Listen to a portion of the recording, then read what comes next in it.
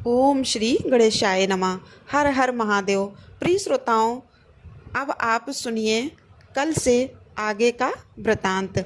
देवर्षि नारद ने श्री ब्रह्मा जी से कहा, हे पिताजी, जो गणेश और स्वामी कार्तिक की उत्तम कथाओं से ओतप्रोत तथा आनंद प्रदान करने वाला है, भगवान शंकर के ग्रस्त संबंधी उस उत्तम चरित्र को तो हमने सुन लिया। अब आप कृपा करके उस परमोत्तम चरित्र का भी वर्णन कीजिए जिससे रुद्रदेव ने खेल ही खेल में दुष्टों का वध किया था। महान वीरशाली भगवान शंकर ने देवद्रोहियों के 3 नगरों को एक ही साथ एक ही बाण से किस कारण और किस कैसे भस्म कर डाला था। हे भगवान, जिनके भाल में बाल चंद्रमा सुशोभित है तथा जो सदा माया के साथ विहार करने वाले हैं, उन भगवान शंकर का चरित्र तो देवर्षों को आनंद प्रदान करने वाला है। आप कृपया कर वह सारा चरित्र विस्तार पूर्वक वर्णन कीजिए। तब श्री ब्रह्मा जी बोले, हे ऋषि श्रेष्ठ, पहले किसी समय व्यास जी ने सनत कुमार से ऐसा ही प्रश्न किया था। उस समय सनत कुमार ने जो कुछ उत्तर दिया था वही मैं वर्णन करता हूँ। उस समय सनत कुमार ने कहा था, हे महाबुद्धिमान व्यास जी, विश्व का संहार करने वाले चंद्रमौली शिव ने जिस प्रकार एक ही बाण से त्रिपुर को भस्म किया था वह चरित्र कहता हूँ, सुनो। मुनीश्वर, जब शिव कुमार स्कंद ने तारकासुर को मार डाला तब उसके 3 पुत्रों को महान दुख हुआ। उनमें तारकाक्ष सबसे ज्येष्ठ था। विद्युन्माली मजला 3 पुत्रों को महान दुख हुआ। उनमें तारकाक्ष सबसे ज्येष्ठ था, विद्युन्माली मजला था और छोटे का नाम था कमलाक्ष। उन तीनों में एक समान ही बल था। वे जितेंद्रीय, सदाकार के लिए तत्पर, संयमी, सत्यवादी, दृढ़ चित्त, महान वीर और देवों से द्रोह करने वाले थे। उन तीनों ने ही सभी उत्तमोत्तम और मनोहर भोगों का परित्याग करके मेरु पर्वत की एक कंदरा में जाकर परम अद्भुत तपस्या आरंभ कर दी। वहां उन्होंने हजारों वर्षों तक ब्रह्मा जी की प्रसन्नता के लिए अत्यंत उग्र तप किया। तब सुर और असुरों के गुरु महायशवी ब्रह्मा जी उनकी तपस्या से अत्यंत संतुष्ट होकर उन्हें वर देने के लिए प्रकट हुए। ब्रह्मा जी ने कहा, महादैत्यों, मैं तुम लोगों के तप से प्रसन्न हो गया हूँ, अतः तुम्हारी कामना के अनुसार तुम्हें सभी वर प्रदान करूँगा। देवद्रोहियों, मैं सबकी तपस्या के फलदाता और सर्वदा सब कुछ करने में समर्थ हूँ। अतः बताओ, तुम लोगों ने इतना घोर तप किस लिए किया है। सनत कुमार जी कहते हैं, मुने ब्रह्मा जी की वह बात सुनकर उन सभी ने अंजलि बांधकर पितामह के चरणों में प्रणाम किया और फिर धीरे धीरे अपने मन की बात कहना प्रारंभ किया। दैत्य बोले, देवेश, यदि आप हम पर प्रसन्न हैं और हमें वर देना चाहते हैं तो यह वर दीजिए कि समस्त प्राणियों में हम सबके लिए अवैध हो जाए। जगन्नाथ, आप हमें स्थिर कर दें और हमारे जरा, रोग आदि सभी शत्रु नष्ट हो जाए तथा कभी भी मृत्यु हमारे समीप न फटके। हम लोगों का ऐसा विचार है कि हम लोग अजर अमर हो जाएं और त्रिलोकी में अन्य सभी प्राणियों को मौत के घाट उतारते रहें। क्योंकि हे ब्राह्मण, यदि 5 ही दिनों में काल के गाल में चला जाना निश्चित ही है तो अतुल लक्ष्मी, उत्तमोत्तम नगर, अन्यान्य भोग सामग्री, उत्कृष्ट पद और ऐश्वर्य से क्या प्रयोजन है। मेरे विचार से तो उस प्राणी के लिए यह सभी व्यर्थ है। सनत कुमार जी कहते हैं, महर्षि, उन तपस्वी दैत्यों की यह बात सुनकर ब्रह्मा जी अपने स्वामी गिरिशाई भगवान शंकर का ध्यान करके बोले, असुरों, अमृत तो सभी को नहीं मिल सकता, अतः तुम लोग अपना यह विचार छोड़ दो। इसके अलावा अन्य कोई वर अगर तुम्हें रुचता हो तो मांग लो। क्योंकि दैत्यों, इस भूतल पर जहाँ कहीं भी जो भी प्राणी जन्मा है अथवा जन्म लिया है वह जगत में अजर अमर नहीं हो सकता। इसलिए पाप रहित हे असुरों, तुम लोग स्वयं अपनी बुद्धि से विचार कर मृत्यु की वंचना करते हुए कोई ऐसा दुर्लभ और दुस्साधी वर मांगो जो देवता और असुरों के लिए भी अवश्य हो। उस प्रसंग में तुम लोग अपने बल का आश्रय लेकर पृथक पृथक अपने मरण में किसी हेतु को मांग लो, जिससे तुम्हारी रक्षा हो जाए और मृत्यु तुम्हें वरण भी ना कर सके। सनत जी कहते हैं, महर्षि ब्रह्मा जी के ऐसे वचन सुनकर वे 2 घड़ी तक तो ध्यानस्थ हो गए और फिर कुछ सोच विचार कर सर्वलोक पितामह ब्रह्मा जी से बोले, भगवान, यद्यपि हम लोग प्रबल पराक्रमी हैं, फिर भी हमारे पास कोई ऐसा घर नहीं है जहां हम शत्रुओं से सुरक्षित रहकर सुखपूर्वक निवास कर सकें। अतः आप हमारे लिए ऐसे 3 नगरों का निर्माण करा दीजिए जो अत्यंत अद्भुत और संपूर्ण संपत्तियों से संपन्न हो तथा देवता जिनका प्रदर्शन न कर सके। लोकेश, आप तो जगत गुरु हैं। हम लोग आपकी कृपा से ऐसे 3 पुरों में अधिष्ठित होकर इस पृथ्वी पर विचरण करेंगे। इसी बीच तारकाक्ष ने कहा कि विश्वकर्मा मेरे लिए जिस नगर का भी निर्माण करे वह सोने का हो और देवता भी उसका भेदन न कर सकें। फिर कमलाक्ष ने चांदी के बने हुए अत्यंत विशाल नगर की याचना की और विद्युन माली ने प्रसन्न होकर वज्र के समान कठोर लोहे का बना हुआ बड़ा नगर मांगा। ब्राह्मण ये तीनों सुर मध्याह्न के समय अभिजीत मुहूर्त में चंद्रमा के पुष्य नक्षत्र पर स्थित होने पर एक स्थान पर मिला करे और आकाश में नीले बादलों पर स्थिर होकर ये क्रमशः एक के ऊपर एक रहते हुए लोगों की दृष्टि से ओझल हो जाए। फिर पुष्करावर्त नामक काल मेघों के वर्षा करते समय 1 सहस्त्र वर्ष के बाद ये तीनों नगर परस्पर मिले और एक ही भाव को प्राप्त हों अथवा नहीं। उस समय कृतिवासा भगवान शंकर, जो वैर भाव से रहित सर्वदेवमय और सबके देव हैं, लीला पूर्वक संपूर्ण सामग्रियों से युक्त एक असंभव रथ पर बैठकर एक अनोखे बाण से हमारे पुरों का भेदन करें। किंतु भगवान शंकर सदा हम लोगों के वंदनीय, पूजनीय और अभिवादन के पात्र हैं, अतः वे हम लोगों को कैसे भस्म करेंगे। मन में ऐसी ही धारणा करके हम ऐसे दुर्लभ वर को मांग रहे हैं। सनंत कुमार जी कहते हैं, व्यास जी, उन दैत्यों का कथन सुनकर दृष्टिकर्ता लोक पितामह ब्रह्मा ने शिव जी का स्मरण करके उनसे कहा कि अच्छा, ऐसा ही होगा। फिर मैं को भी आज्ञा देते हुए उन्होंने कहा, हे मैं, तुम सोने चांदी और लोहे के 3 नगर बना दो। यम मैं को आदेश देकर ब्रह्मा जी उन तारक पुत्रों के देखते ही देखते अपने धाम स्वर्ग को चले गए। फिर धैर्यशाली मैं ने अपने तपोबल से नगरों का निर्माण करना आरंभ कर दिया।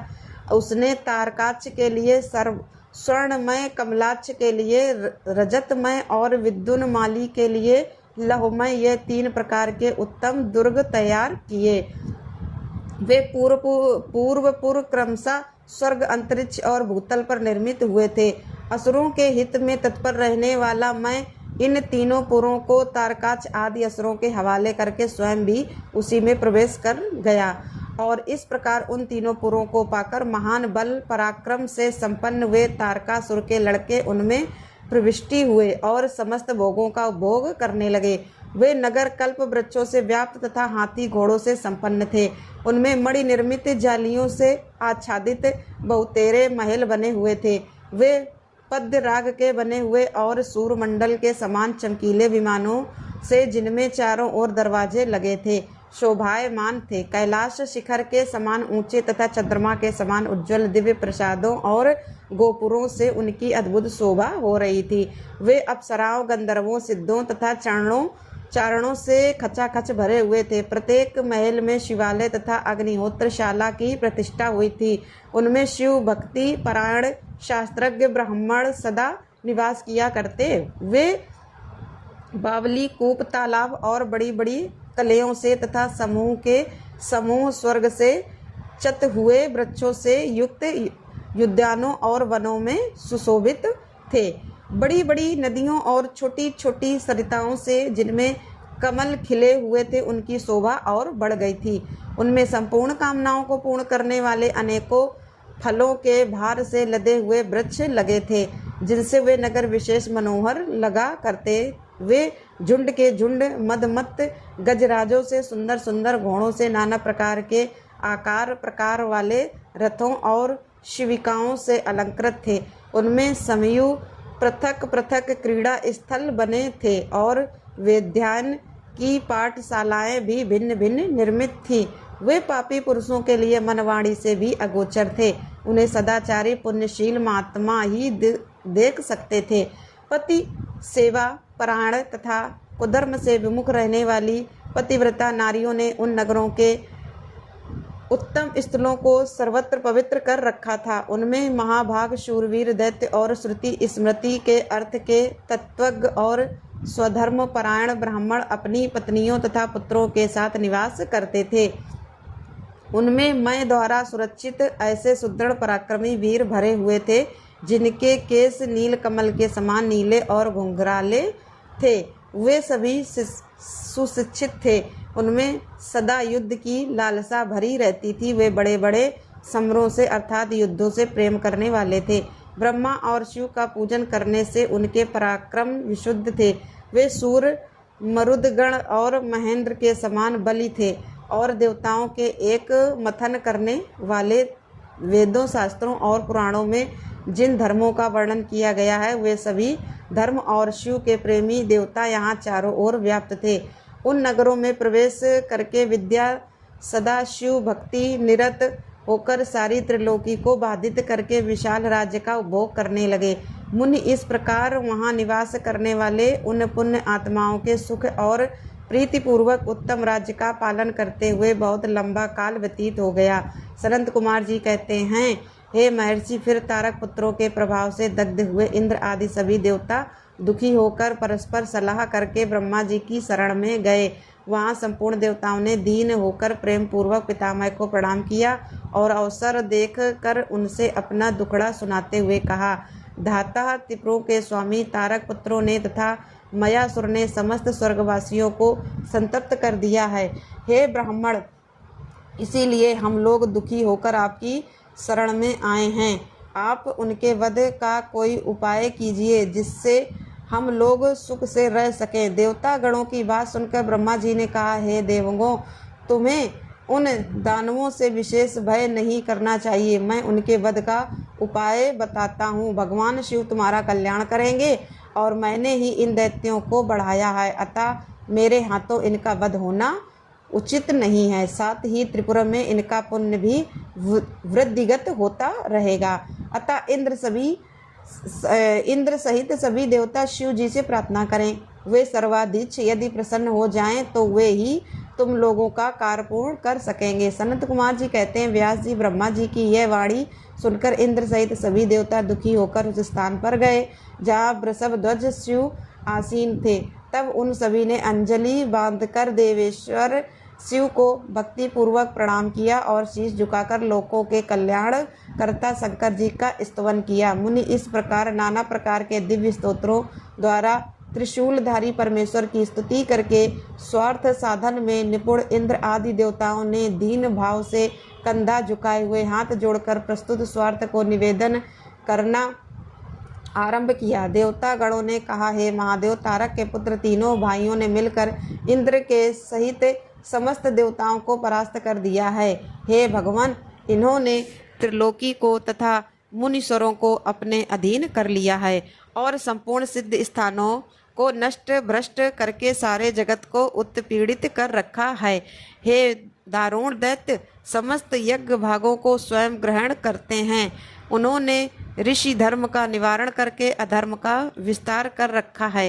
हे शिव शंकर, निश्चय ही वे तारक पुत्र समस्त प्राणियों के लिए अवैध हैं, इसीलिए वे स्वच्छ अनुसार सभी कार्य करते रहते हैं। हे प्रभु, ये त्रिपुरा निवासी दारुण दैत्य जब तक जगत का विनाश न कर डालें उसके पहले ही आप किसी ऐसी नीति का विधान कीजिए जिससे इसकी रक्षा हो सके। सनंत कुमार जी कहते हैं, मुनियों, भाषण करते हुए उन सर्ववासी इंद्रादि देवों की बात सुनकर शिव जी उत्तर देते हुए बोले, देवों, इस समय वे त्रिपुराधीश महान पुण्य कार्य में लगे हुए हैं और ऐसा नियम है कि जो पुण्यात्मा हो उस पर विद्वानों को किसी प्रकार की प्रहार नहीं करना चाहिए। मैं देवताओं के सारे महान कष्टों को जानता हूँ, फिर भी वे दैत्य बड़े प्रबल हैं, अतः देवता और असुर मिलकर भी उनका वध नहीं कर सकते हैं। वे तारक पुत्र सब के सब पुण्य संपन्न हैं, इसीलिए उन सभी त्रिपुरवासियों का वध दुस्साध्य है। यद्यपि मैं रण कर्कश हूँ, फिर भी जानबूझकर मैं मित्रद्रोह कैसे कर सकता हूँ, क्योंकि पहले किसी समय ब्रह्मा जी ने कहा था कि मित्रद्रोह से बढ़कर दूसरा कोई बड़ा पाप नहीं। सत्पुरुषों ने ब्रह्मा हत्यारे, शराबी, चोर तथा व्रत भंग करने वालों के लिए प्रायश्चित का विधान किया है, परंतु कृतज्ञ के उद्धार का कोई उपाय नहीं है। देवताओं, तुम लोग भी तो धर्मज्ञ हो, अतः धर्म दृष्टि से विचार कर तुम ही बताओ कि जब वे दैत्य मेरे भक्त हैं तब उन्हें भला कैसे मार सकता हूँ। इसलिए हे देवताओं, जब तक विद्यार्थी मेरी भक्ति में तत्पर है तब तक उनका वध असंभव है। फिर भी तुम लोग विष्णु के पास जाकर उनसे यह कारण निवेदन करो। शिव जी के कहने पर देवगण भगवान विष्णु के समीप गए और उनके द्वारा ऐसी व्यवस्था की गई जिससे वे असुर शैव सनातन धर्म से विमुख होकर सर्वथा अनाचार परायण हो गए। वैदिक धर्म का नाश होने से वहां स्त्रियों ने पतिव्रत धर्म छोड़ दिया, पुरुष इंद्रियों के वश हो गए और इस प्रकार स्त्री पुरुष सभी दुराचारी हो गए। देवराधना, श्राद्ध, यज्ञ, व्रत, तीर्थ, शिव, विष्णु, सूर्य, गणेश आदि का पूजन, स्नान, दान आदि सभी शुभ आचरण नष्ट हो गए। तब माया तथा अलक्ष्मी उन पुरों में जा पहुंची। तब से प्राप्त लक्ष्मी वहां से चली गई। इस प्रकार वहां अधर्म का ही विस्तार हो गया।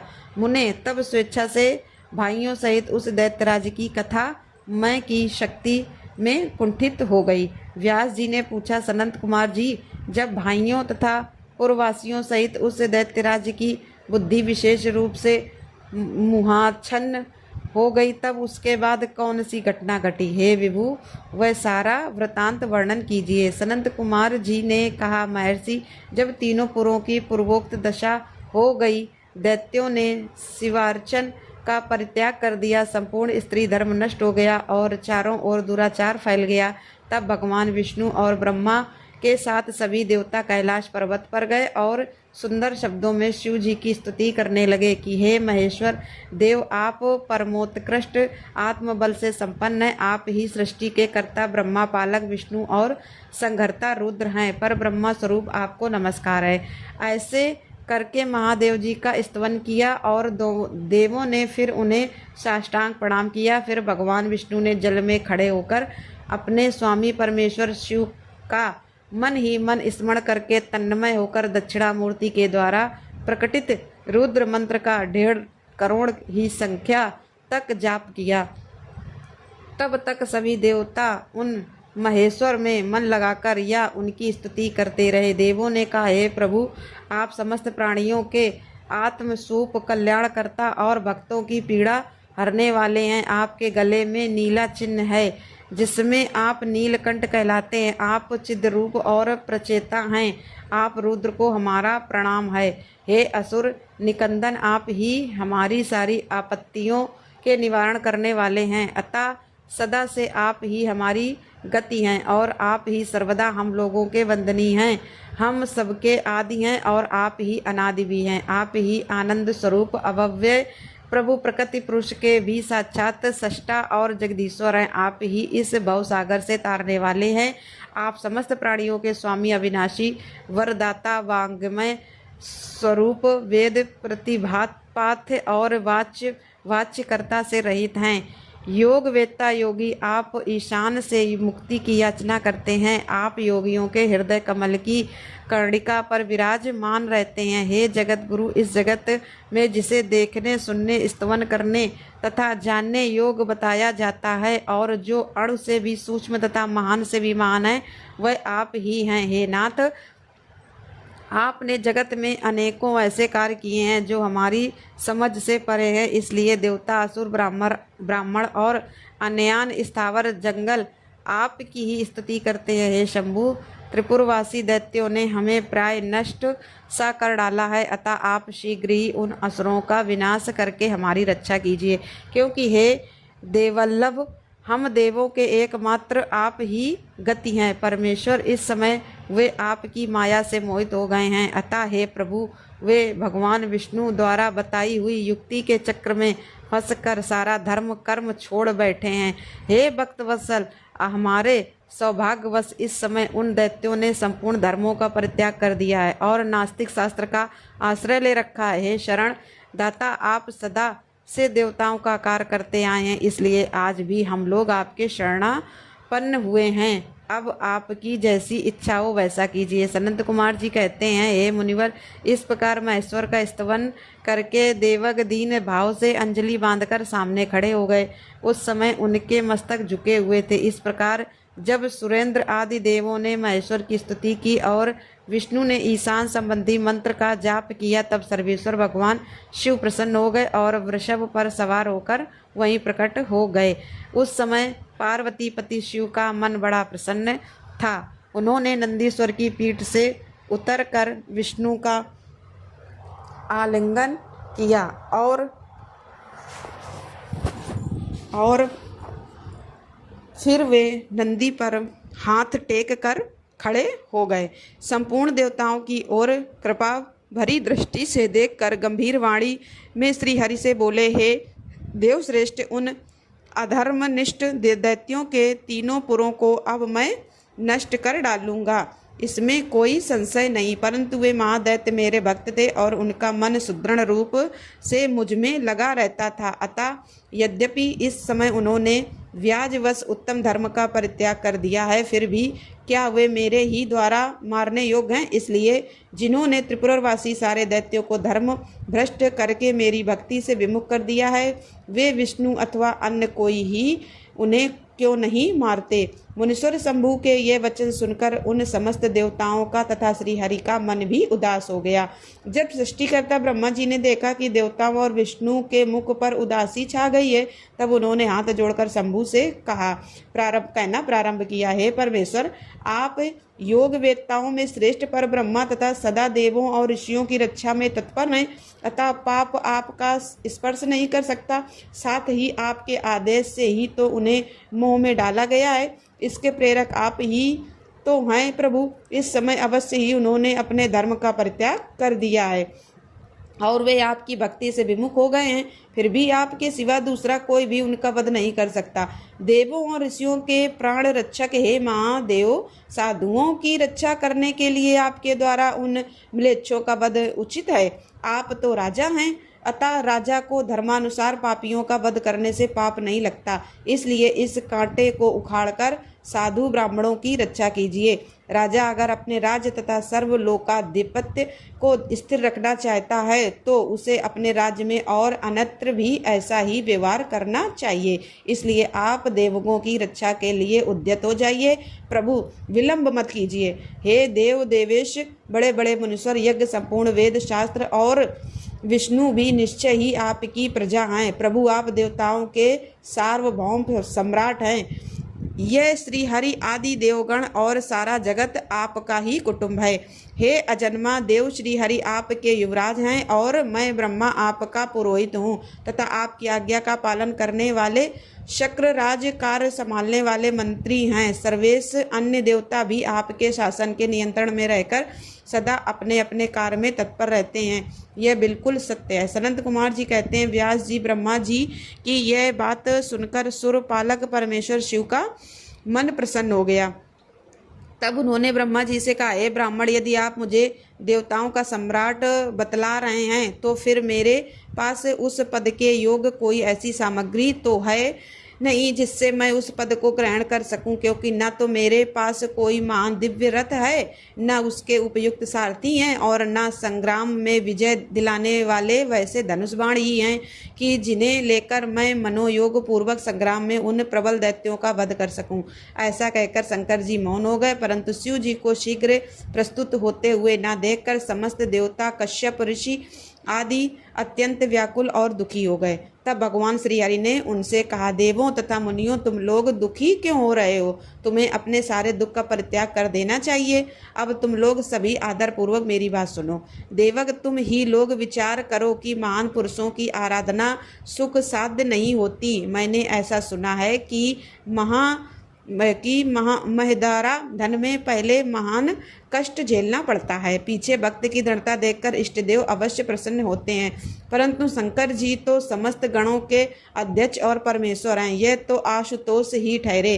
अतः पहले ओम का उच्चारण करके फिर नमः का प्रयोग करो, फिर शिवाय कहकर 2 बार शुभम का उच्चारण करें, इसके बाद 2 बार कुरु का प्रयोग करके फिर शिवाय नमः ओम जोड़ दें।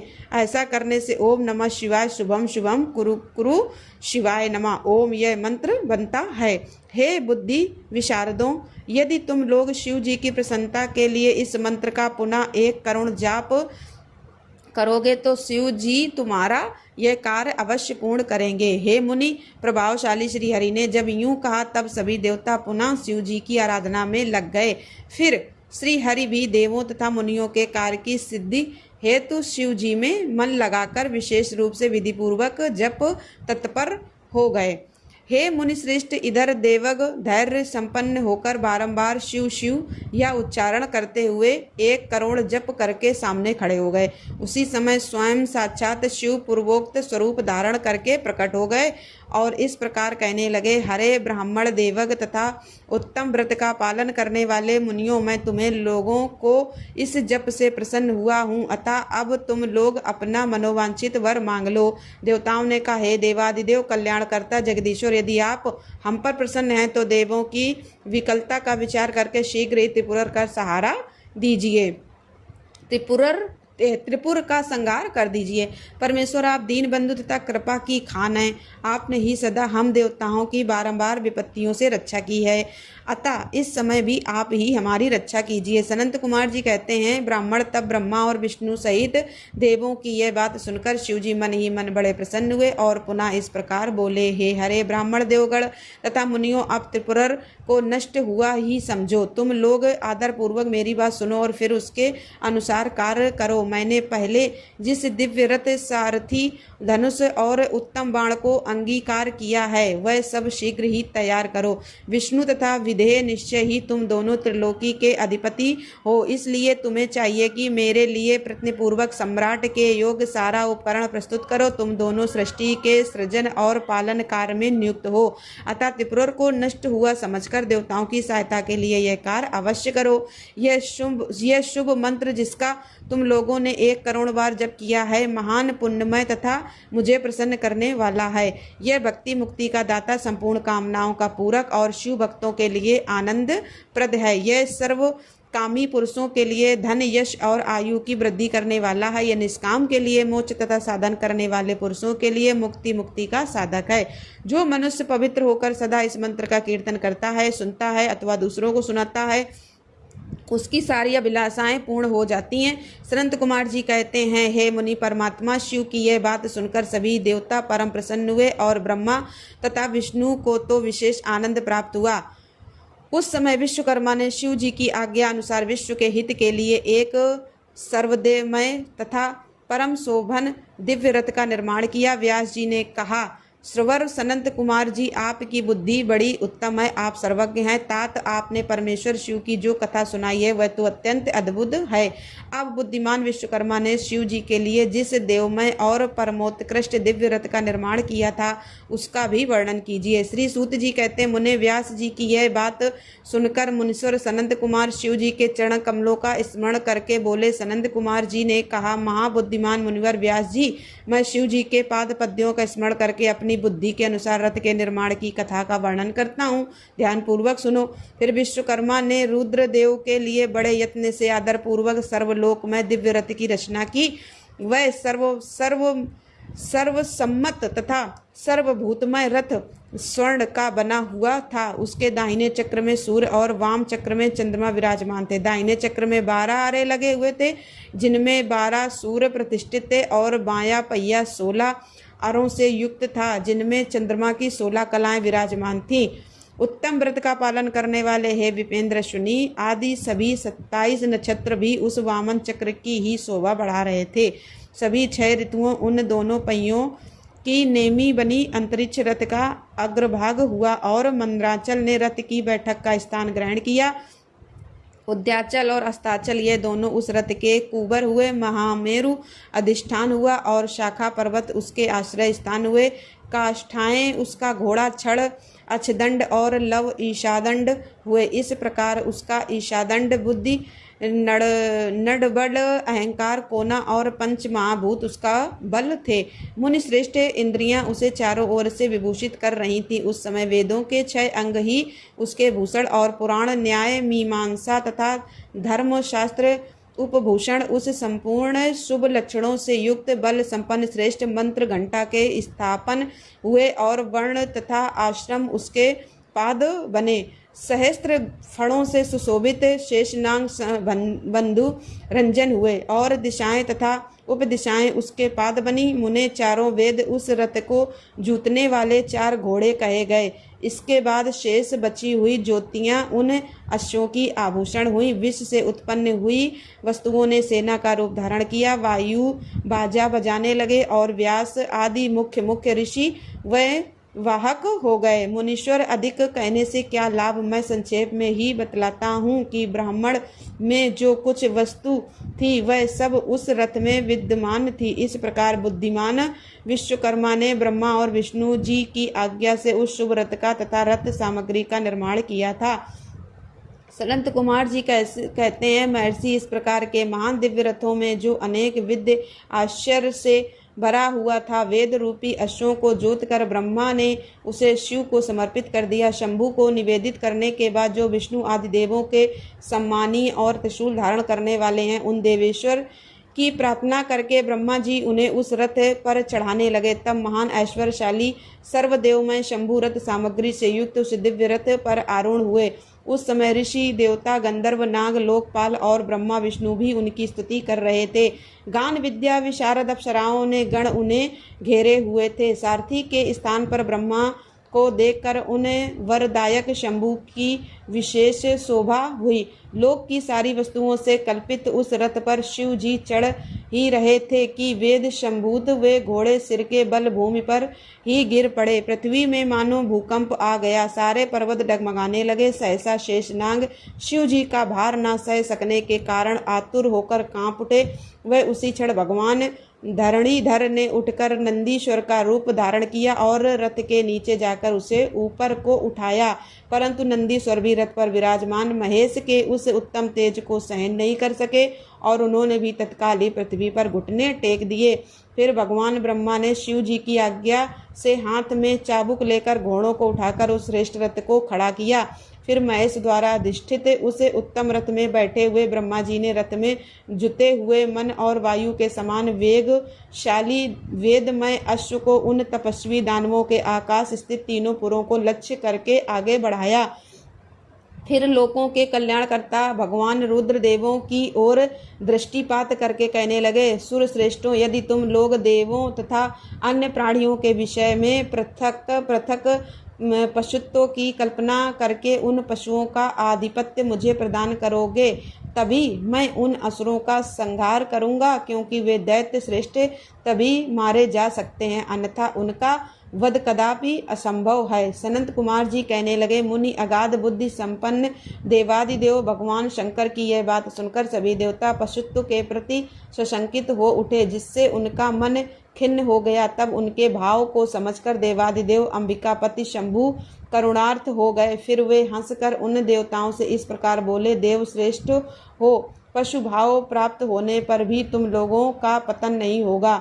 मैं उस पशु भाव से विमुक्त होने का उपाय बतलाता हूँ, सुनो और वैसा ही करो। समाहित न मन वाले देवताओं, मैं तुम लोगों से सच्ची प्रतिज्ञा करता हूँ कि जो इस दिव्य पाशुपत व्रत का पालन करेगा वह पशुपत्व से मुक्त हो जाएगा। हे सुरश्रेष्ठों, तुम्हारे अतिरिक्त जो अन्य प्राणी भी मेरे पाशुपत व्रत को करेंगे वे भी निसंदेह पशुत्व से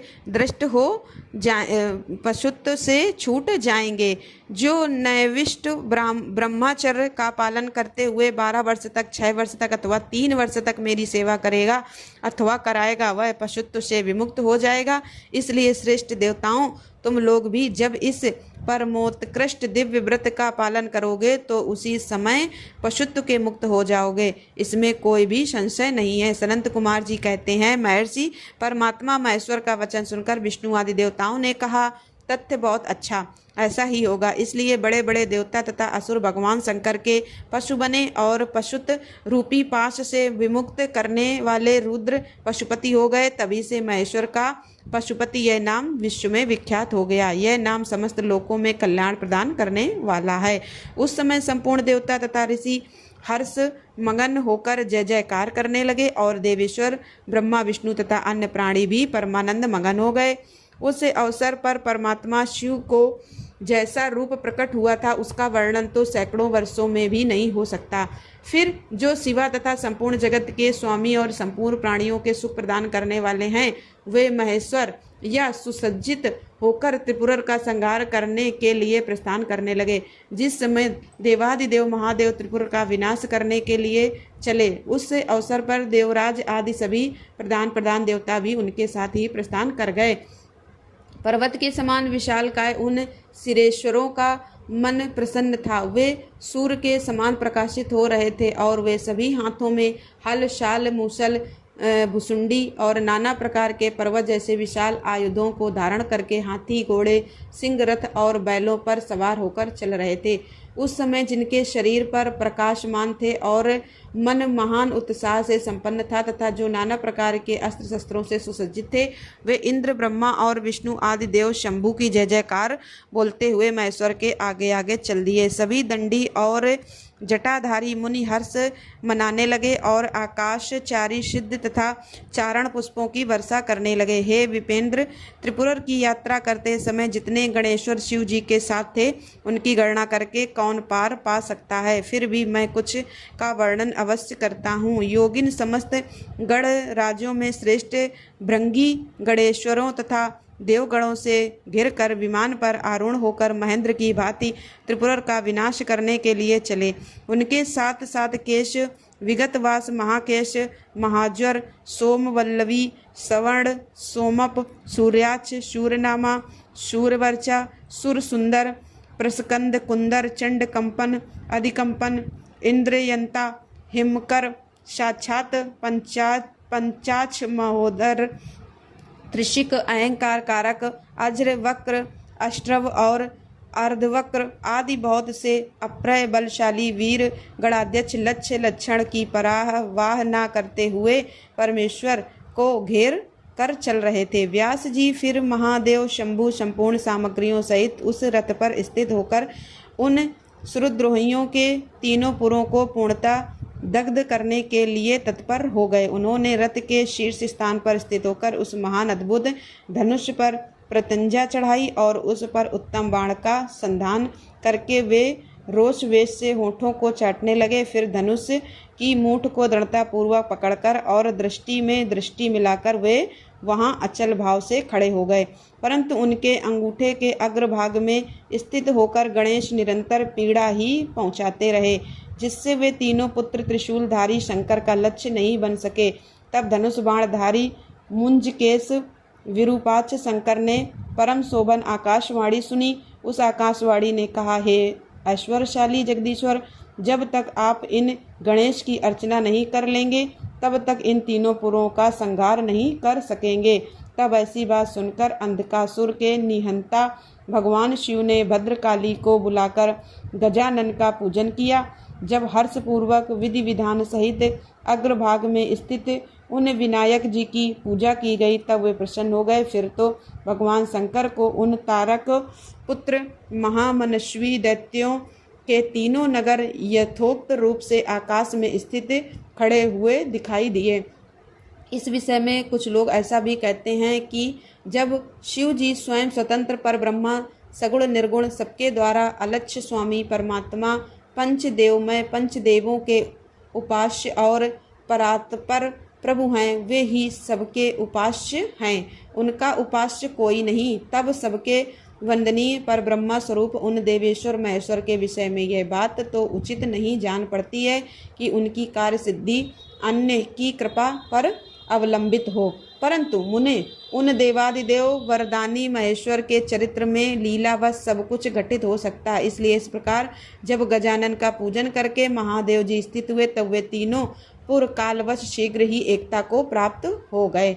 मुनि उन त्रिपुरों के परस्पर मिलकर एक हो जाने पर महान आत्मबल से संपन्न देवताओं को महान हर्ष हुआ। तब संपूर्ण देवग सिद्ध और परम ऋषि अष्टमूर्तिधारी शिव की स्तुति करके उच्च स्वर से जय जयकार करने लगे।